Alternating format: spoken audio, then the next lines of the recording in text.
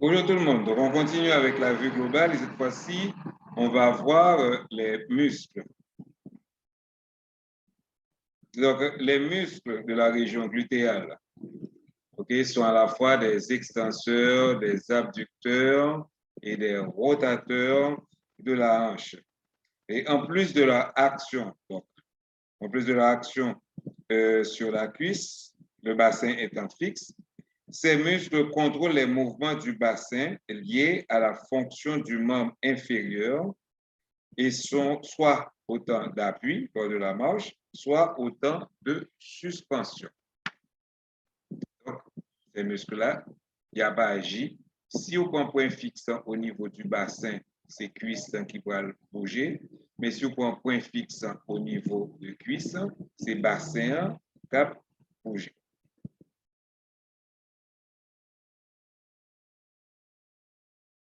Les principaux muscles qui permettent la flexion de la cuisse, on appelle les muscles fléchisseurs de la hanche. C'est l'iliopsoas, le muscle campsoas et le muscle iliaque. Il ne s'insère pas dans la région glutéale, normal, parce qu'il faut un bon point d'appui, il faut un bon ancrage. Donc, ils sont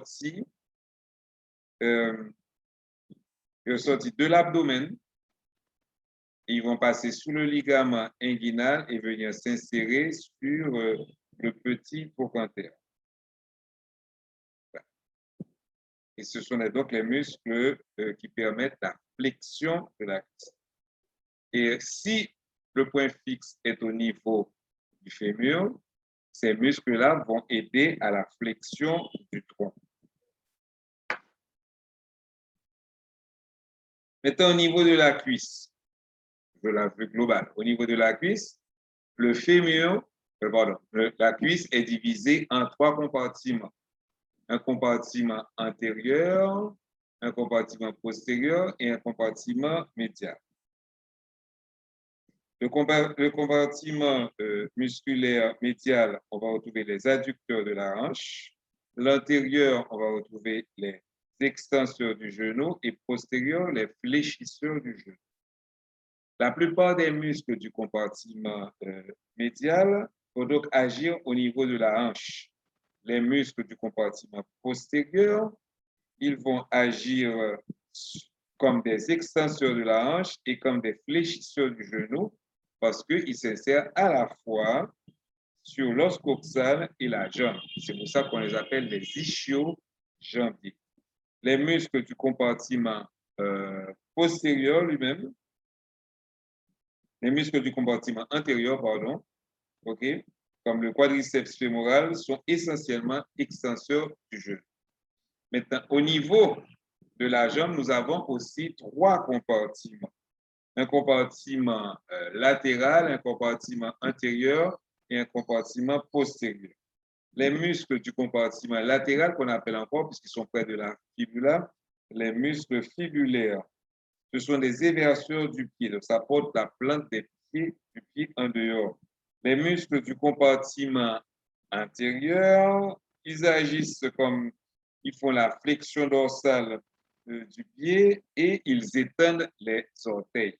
Tandis que les muscles du compartiment postérieur eux-mêmes, comme il y a beaucoup plus de muscles, ils permettent la flexion plantaire active du pied et la flexion des orteils. Un de ces muscles qui, comme il s'attache au niveau de la jambe, il peut aussi faire la flexion du genou sur le fémur.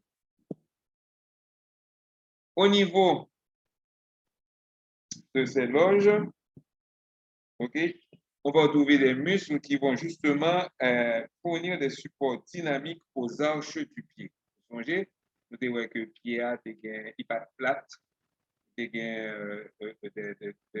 arches. Donc, pour qu'il dynamise arche ça, on va avoir des muscles dans chacun de ces compartiments. Est-ce qu'on n'a pas de schéma pour ça, malheureusement? Pour les muscles qui sont entièrement dans le pied, on appelle ça des muscles intrinsèques. Ils modifient les forces et les fonctions des tendons allant aux orteils venant de la jambe. Ils assurent un support dynamique à l'arche longitudinale du pied lors de la marche, particulièrement lors de l'élévation du corps en avant sur le membre d'appui juste avant que les orteils quittent le sol. Donc ça, c'était une vue globale des muscles.